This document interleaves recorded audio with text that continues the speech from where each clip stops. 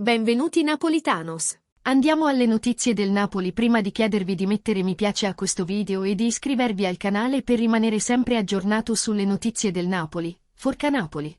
L'inizio di stagione non è stato dei migliori. Continua l'andamento altalenante. Prima con il tecnico francese Rudi Garcia, inevitabilmente licenziato, ora con Walter Mazzarri. Nonostante il cambio di allenatore, il rendimento della squadra continua a sollevare diversi dubbi. L'evoluzione del Napoli resta chiaramente insoddisfacente, soprattutto analizzando i diversi risultati ottenuti. Molto probabilmente l'allenatore del San Vincenzo non guiderà gli azzurri nel prossimo campionato. La dirigenza partenopea, quindi, comincia già a stilare una serie di nomi su chi potrebbe occupare la panchina del Napoli.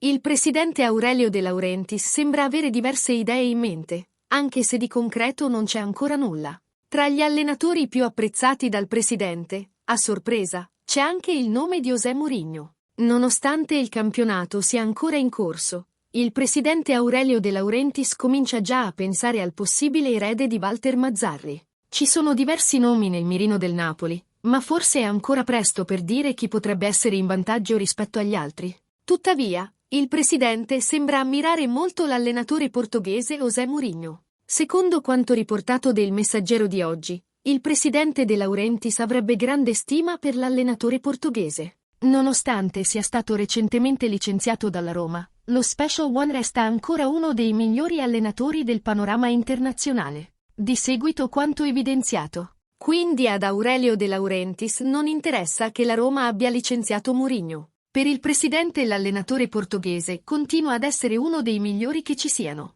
Potrebbe essere il nome più adatto per approdare sulla panchina del Napoli la prossima stagione, viste le numerose insicurezze riguardo il prosieguo dell'avventura con Mazzarri. Inoltre, va anche detto che José Mourinho, nonostante il recente episodio del suo licenziamento, è uno degli allenatori più vincenti della storia del calcio. Proprio per questo, il portoghese potrebbe essere la persona più preziosa per iniziare il prossimo campionato con la giusta energia. Secondo voi napolitani?